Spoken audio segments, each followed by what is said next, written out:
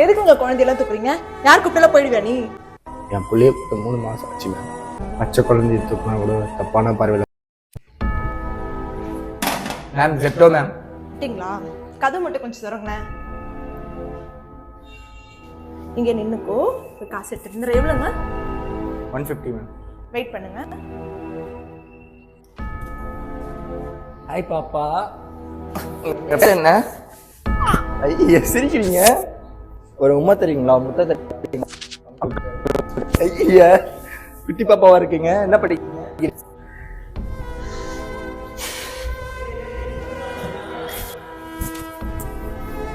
எதுக்கு உங்க குழந்தையெல்லாம் தூக்குறீங்க? யார் கூப்பிட்டாலும் போயிடுவியா நீ? நாங்க அப்படிங்க காசு. சாரி மேம், நான் தான் தூக்குனேன். எதுக்குங்க தூக்குறீங்க? பொருளை கொடுங்க.